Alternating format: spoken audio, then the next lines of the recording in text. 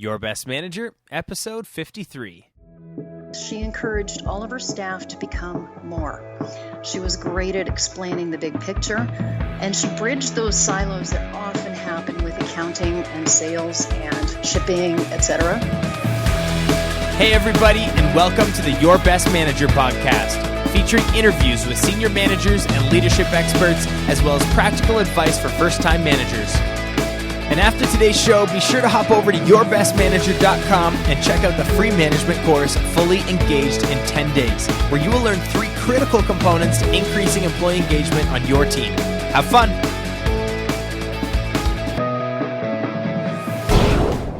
What is going on, everybody? This is Jamie Newman here, and I am excited to be joined by Valerie Squires today. Valerie, how are you doing?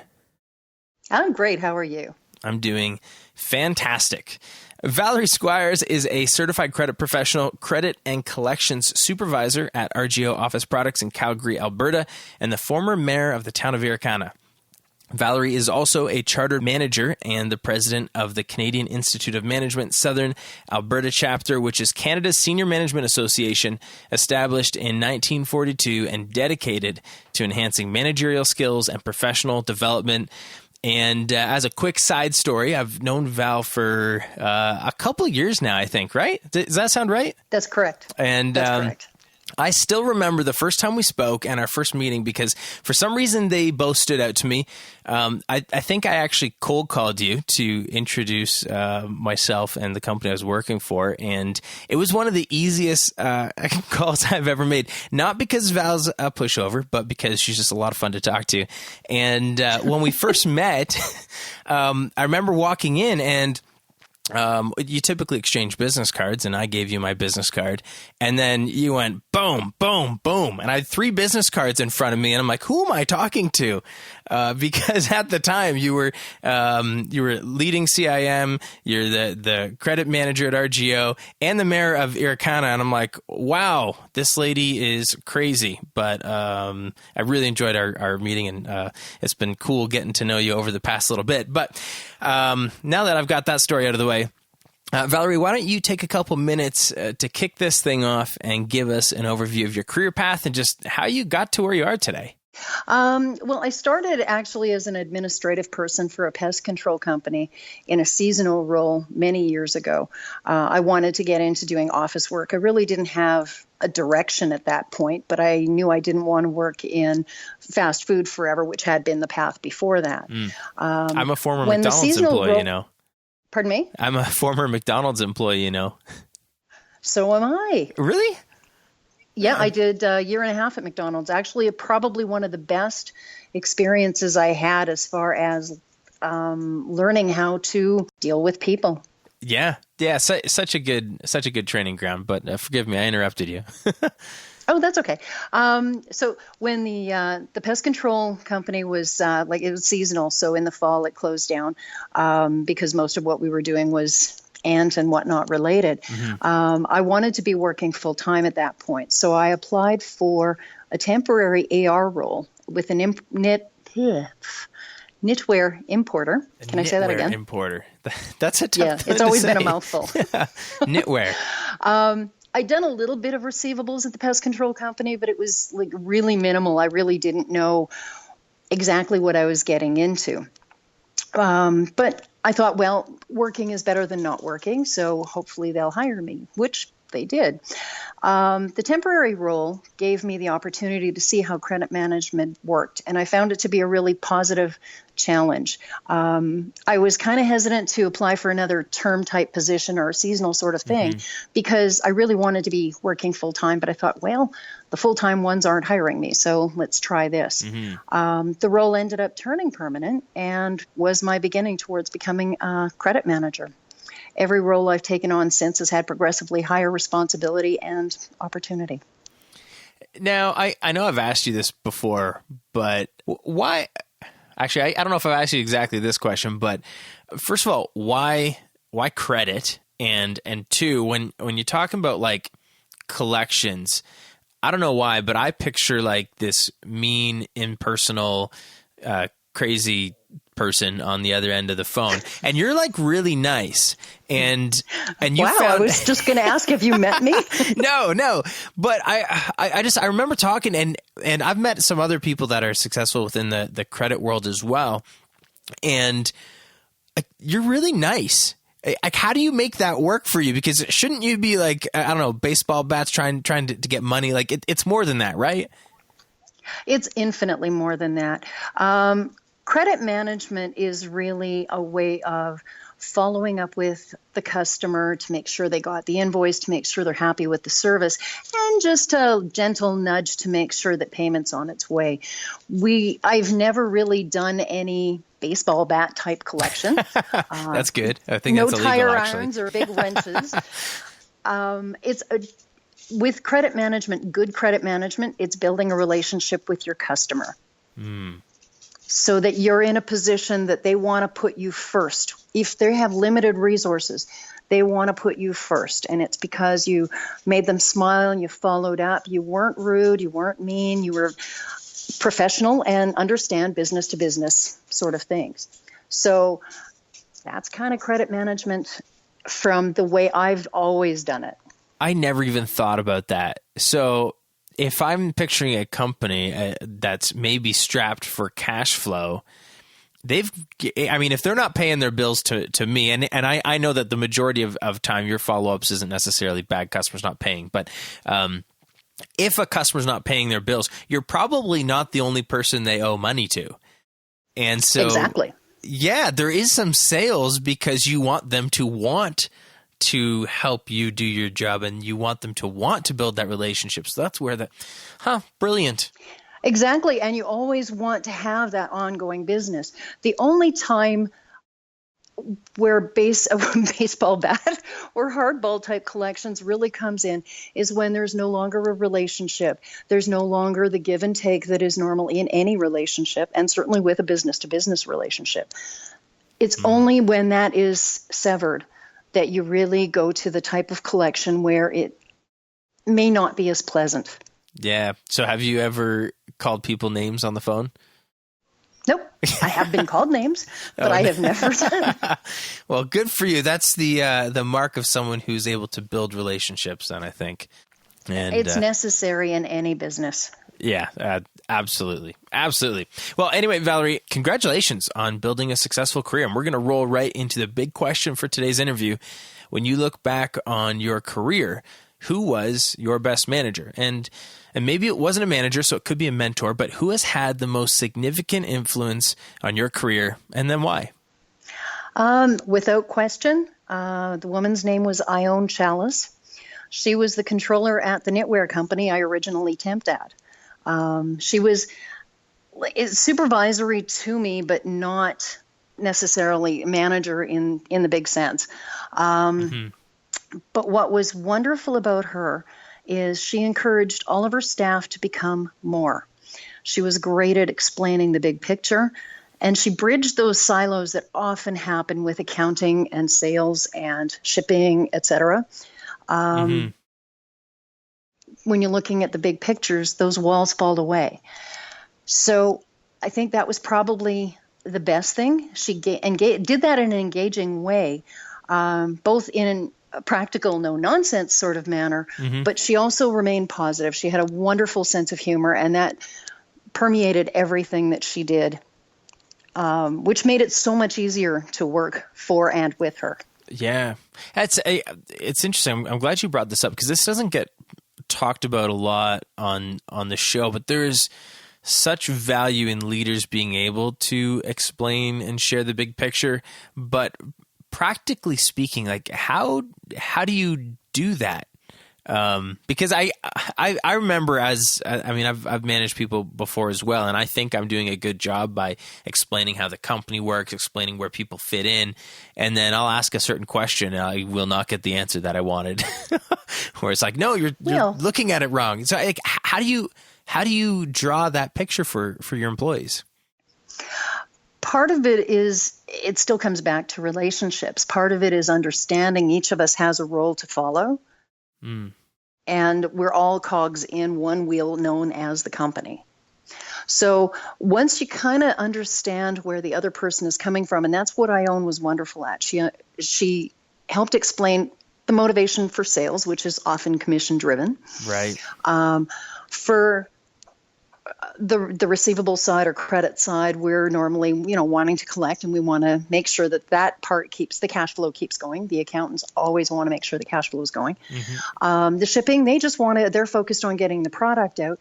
So when you get the bigger picture and understand what each role is and what each motivator is, it's a whole lot easier to get the ultimate big picture, to move forward and make decisions that are based on that rather than on, I just want to do this piece.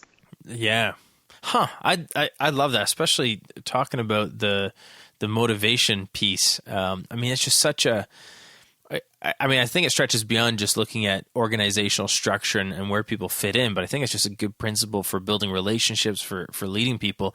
If you can understand what motivates the people that you're interacting with, you can add value to them. And that includes... Exactly. And then it's a whole lot easier for you to know what approach you need to take in order to trigger their motivators. Yeah. Yeah. Huh. In a positive way. Yeah. I was actually talking to somebody earlier this morning about this, and we were talking about networking. And one of the biggest mistakes that I think people make is they don't ask questions. And what they do is, think about maybe a job seeker looking for a job, or a salesperson trying to get a new client, or someone looking for a donation, and anything where you're going into a conversation because you want something. A lot of people just start talking about what they want, but they don't actually ask questions to find out what the other person wants. And if you start there, if you start by learning about the other person, then you can figure out which one of your skills or attributes or characteristics or values can be meaningful for them. And that's almost the same thing with the big picture. I mean, if you understand what the different departments want, then you can serve them effectively and efficiently, right? Absolutely. Boom. Absolutely. That is some good stuff. The other thing that she was wonderful with, even like after I left that role, the company was closing, and we kind of saw the writing on the wall with that. I kept up contact with her, and during one of my job searches, I was talking with her, and I said, I can't do that because, I don't have this that they had listed in the advertisement. And she said, there may be no applicants that have all of the things that are on their wish list. That's so true. But what you're doing is you're disqualifying yourself without even trying. She said that if you have the skills, you think you can actually do the role, and you have the fundamental ability to do the role, there is nothing that should deter you from applying. She told me, what's the worst that can happen? You're already assuming you're not going to get the job, so there's no downside in applying. And that gave me the courage and the drive to apply for roles that I really wouldn't have otherwise thought I could do, and definitely became attainable. Yeah. And I mean, that's true. As someone who's been in the recruiting business for almost 10 years, very, very, very, very, very rarely does a candidate check off all the boxes, if ever. I mean, usually a job description starts as a wish list and then becomes a really nice to have, and eventually they hire the person who's as close as possible. So there's a good point there, but that whole mentality is that your manager did for you. And sorry, what was her name again? Ione Chalice. Ione. I love that name. Ione was teaching you to look for solutions, not look for problems. And I think that's another good life lesson. You see a challenge ahead of you. It's very easy to point out why you won't overcome it. But what happens when you think, how will you, or what if, or what can you do, or what could the solution be? It just changes your perspective. And that's sometimes a leader's job, is to help people change their perspective. So good. We're talking about so much good stuff here. And so I guess the other side of your career probably hasn't been all rainbows and sunshine. So why don't you tell us a little bit maybe about some of the challenges that you've faced as a leader, as a manager, as someone who is trying to influence and develop other people? I think the biggest, most awkward situations have risen out of personality clashes within your employee base. So if you have someone who just, for no other way of saying it nicely, comes in testy every day. You kind of want to get I don't know anyone like that. No, because I'm sunshine and light, right? But it does happen, and everyone has an off day, so that's kind of not where I'm going with that. But sometimes people are dealing with an issue at home. As a manager, you want to tread carefully because you don't want to become too involved, but you don't want to be completely detached either. Yeah. So one hopes that that company that you're working for has group benefits that include counseling in the event that there is some life event that's occurring. Failing that, one of the other things to do is to just sit down with them and say, okay, sometimes you're perceived as a little bit abrasive. Could you maybe just focus more on respecting what each person does and what their role is in the company and deal with it that way, and, go through the motions of doing whatever your job happens to be.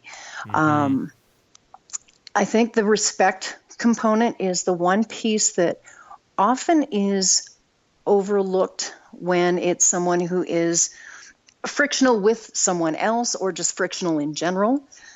The main thing is, to me, is to always focus on being respectful, not only just of people, but of what each person is doing and contributing to what it is you do. So, for example, in my role, the person who's invoicing, they have a job to do. They have an accuracy, et cetera, that's a requirement. The salesperson has their requirement to make the sale. It's all part of the big picture. But being respectful of that and understanding that, then it's a little bit easier just to go through your day-to-day without the frictional outbursts potentially. Performance-based situations are a lot easier to deal with, but friction in the workplace is a lot harder. Yeah. Sorry, keep going. You're on a roll. Okay. The main thing is, if they remain respectful to the people in your group, even if you're not going to be best buddies, it still then kind of fosters that positive, which is so important. I've had it work. It's not an easy thing, but I've had it work, and I've had it work successfully. It just takes a little time and patience. Yeah. So there's so much good stuff in there, and I'm just going to pull out a couple things, and then maybe I'll ask you to share your one takeaway. But first of all, you talked, before you even talked about the feedback side, you talked about, I guess, seeking to understand before seeking to be understood, which that's a quote somewhere from someone, which is really good. But interestingly, I interviewed an employee engagement expert, Jill Christensen, a while ago. But one of the things she said that your role as a manager, as a leader, ends up being 30% as a psychologist. And whether it's the exact 30, 70, who cares? But leaders need to recognize that workers don't come to work each day as workers. They come as mothers and fathers and sisters and aunts and uncles. They come to work as people, and sometimes you never know what they're dealing with. So I thought that was good. And then the other thing, respect. I mean, I think that should be a non-negotiable for every team. And when you clearly are, and yet it's often missed. It is often missed, and I think I mean, everybody I think recognizes that, but I mean, I'm a big believer. If you have expectations, you have to communicate them, even if you think they're common sense, because they aren't always. But if you communicate that respect is important, then you can give that feedback, because giving feedback is a form of respect. Not only were in the situation you described, were you asking a frictional employee to show respect, but by giving that feedback, you are showing respect, because every person deserves to be told how they impact other people.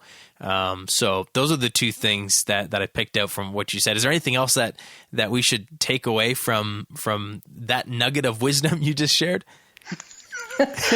Well, respect is important, and I think fundamentally we're all conscious of that being a thing that we hope to give and that we hope to receive. Mm-hmm.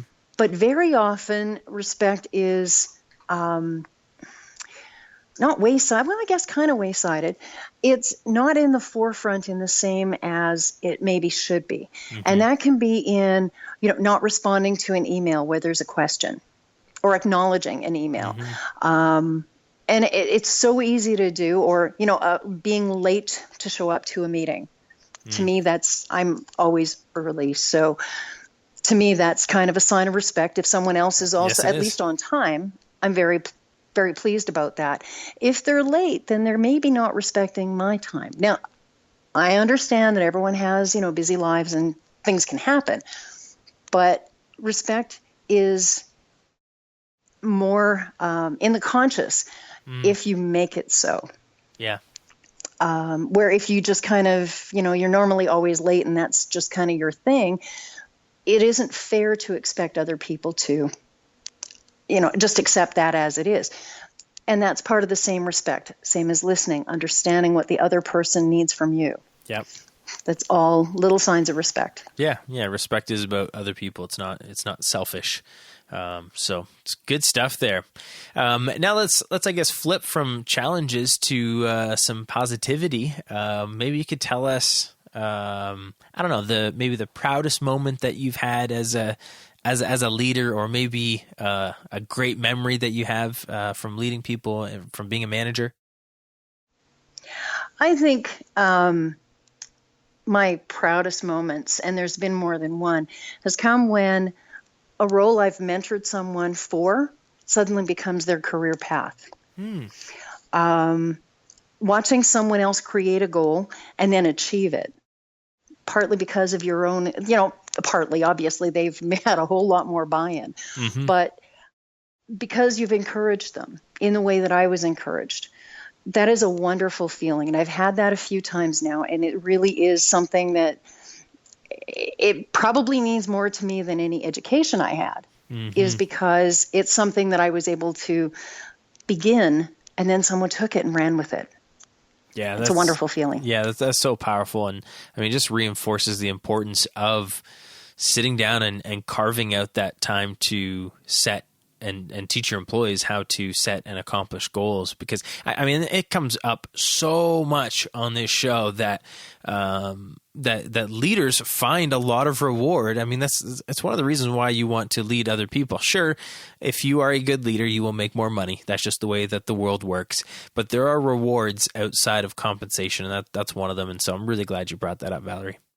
Yeah, it's definitely, to me, although I like money, that's, it is a big motivator, and it is it's a feeling that you just can't put a dollar value on. Yeah, absolutely. Cool. Well, something that I want to make sure that we shift into, and I want to make sure that we talk about some things that are exciting you today. And I'm hoping we can do that through every conversation I have. We always end up talking about self-development. And I know that you're going to have some strong opinions on this because, well, you chair the Southern Alberta Chapter of a nonprofit that exists to equip and develop other people. So why don't you tell us a little bit about CIM, and then some of the things that you've done either through that or even outside of that to develop yourself? Okay. Well, the Canadian Institute of Management has been actually doing a relaunch of their Chartered Manager designation, which is their highest level designation. And with that, there's some very positive changes. We're going to be doing an update on the website, providing more social media integration, promotional videos, interactive menus, a nice clean look. That's all coming down very shortly. Nice. The best thing, though, about a CIM designation, which is Certified in Management, and the first designation that I achieved, is it's attainable. It's something you can do. There is courses involved, and there is a supervisory experience requirement. So if you have, and it can be like back at McDonald's where you are supervising people, having that ability and that opportunity. A lot of people have that, but they don't really think of that as management, but yet it is. Yeah, it absolutely is. So those roles can, with the coursework that's involved, those can become a designation that can definitely further your career. Well, and that's what I was going to ask. Like, what like obviously you're learning some valuable skills through it. It's not all about the designation; it's about the content. But I was going to ask, hey, what can you do with it? And it probably looks really good on a resume. But I'd imagine, and you can correct me if I'm wrong, but I'd imagine you'd say it's almost more about what you learn through going through one of like those courses than it is what you get at the end. Absolutely. Absolutely. With the CIM, that's kind of the bigger thing is it, and I was going to kind of touch on it later on maybe, but when I went through my credit management course, the CCP, through the Credit Institute of Canada, I realized that there was kind of a gap in their curriculum. It covers the accounting and the management information systems and credit management itself and what all that entails. Mm-hmm. It covers that beautifully and in a perfect broad scope, but it doesn't cover people management. Oh, interesting. And so it's exactly. more business management and operations. Precisely. And to be fair, same as with the former CGA program, it too, there was everything from, all the basic fundamentals of accounting, taxation, statistics, which I understand is really not a fun course. But there's all of those. But still within the curriculum for the CGA, there was also no provision for any people management. There wasn't any courses that focused on organizational behavior or any of those sorts of things. So when I was just casually by another Credit Institute member told about the CIM, and that's how I learned about them way back, I thought, most credit managers do become managers. Mm-hmm. If I want to excel in this field, I will be managing people. I don't have a clue what to do there. Yeah. So the CIM program, with its courses, which included organizational behavior and all of those sorts of things, it included marketing, it included communications and, all the things that you need in a business as a manager. And because of that, it actually gave me a more well-rounded education than just the Credit Institute would have given me. Yeah. And and that's important because I find that people want to focus on either one or the other, and you do need both. There's a lot of people who think that the people side of leadership is just like, oh, well, as long as I'm nice and communicate clearly, I'll be fine. I want to learn about how to manage a business. I want to learn about operations. I want to learn about making money and making sure that everything works. But I also find other people, they just want to focus on the people. They only want to focus on leadership. They only want to help people develop, and they don't have a clue about how to do marketing or how their organization is supposed to be structured or how to run an operation. And so if I understand correctly, CIM kind of covers it all in terms of management. It does. And because it has the coursework, but again, the requirement for you having a supervisory role to augment the book part of it, by the time you've completed your last course, you really do have a much broader understanding of business as a whole. Mm-hmm.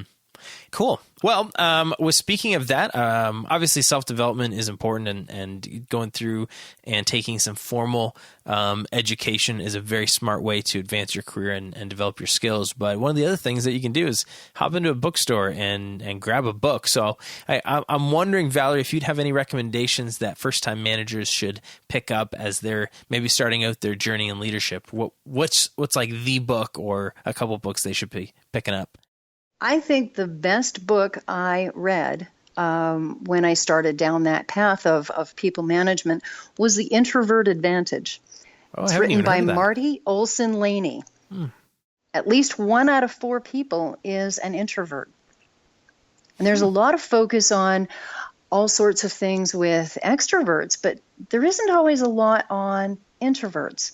And where I find this of value, back when I was in elementary school, I was never rated, in junior high and high school, I was never rated high on leadership qualities. I was like, does not demonstrate any. Students that rated highly in this category were always the strong extroverts, or what I called joiners. Yeah. So I was a very good student, but I was never, ever shy. So I never thought of myself as an introvert because shy was usually the word synonymous with introvert. But by the same token, I never felt the need to be right in the thick of things with a large group or be the loudest person in the room. I never had any desire to do any of that. Mm-hmm. So fast forward several years, and it was actually through the CIM has a magazine called The Canadian Manager, and in there sometimes there are book recommendations, and this was a recommendation at the time, and I think that would have been 2003. Mm-hmm. And so I read the little blurb that went with the book, and I kind of went, So I bought the book just because it sounded interesting, and it was a huge eye-opener. I realized that I am actually an introvert. And there's varying degrees of introvert, same as there's varying degrees of extrovert. Yeah. But still, roughly 25% of the population is introverted. So it gave me an understanding not only of my characteristics, but also how to better understand extroverts and how each of us approaches different situations. So it's a really great read, whether you're introverted or extroverted. Yeah. Because we as managers, we come across every type of personality. And it's a whole lot easier when you at least understand, you can identify it a little easier, and you understand where they're coming from. Yep. Yeah. It even goes back to what we were talking about earlier about exactly motivators. It all ties in. Yeah, and just understanding other people. Do you know the name Susan Cain? Yes, I've seen the book with hers as well. I can't remember the name of it though. Yeah, well, it might be this name because I know her website is or her brand is The Quiet Revolution. But that's it. There is a great. Is that what the book's called too? Actually, I think her book is called Quiet Please. Oh, okay. Well, anyway, I will link those up as well. Susan Cain did a very popular TED Talk a number of years ago, and basically provides, I guess, inspiration and resources and content specifically to help introverts thrive in their careers. And so it's another great resource that you got me thinking about as you were saying that, Val. So cool. I will link that up in the show notes. But guess what? We've run out of time. In fact, we may have gone a little bit over time. So it is time to say goodbye. But do you have any, I guess, final words of encouragement for the future leader or the first-time manager listening today? Absolutely. Learn everything you can. Be open-minded to new aspects of things you think you may already know. Surround yourself by people who encourage you to be better, stronger, and lift you higher. Good stuff. And if someone listening wants to connect with you or connect with CIM, how do they do that? Where's the best place to go? How can people find out more? The best email address for CIM-related questions is cimsouthalberta@gmail.com. And if someone wants to contact me about me, ValerieJSquires@gmail.com. Nice. And CIM is across Canada. So if you are not in Alberta, you can find a chapter near you. Is there a version of this in the US? Actually, the best thing is to go to the CIM.ca website. Okay, awesome. Is there an American association that's similar to this or partner? Because we were not talking that I'm before, aware of. But they're associated with the UK, right? Correct. Yeah. So if you are in the UK and you are listening, because one of the cool things about podcasts is this is actually listened to all over the world. So if you're in the UK and you were looking for a connection to CIM, there is one. It's CMI though, correct? Am I right? That's exactly right. Awesome. All right. Well, I will put all the links from everything that we've been talking about in the show notes, and they are super easy to find. They're available at yourbestmanager.com, and you can just go to the magnifying glasses in the top right-hand corner and search Valerie, and everything's going to pop up from today's episode. And managers, I'm not sure if you're traveling to or from work, getting a workout in, or simply taking some time to relax and listen today, but I hope that you've been encouraged and inspired from our conversation with Valerie Squires. Valerie, thanks again for sharing some of your story with the next generation of leaders. I truly appreciate it, and we will talk soon. Great. Thank you.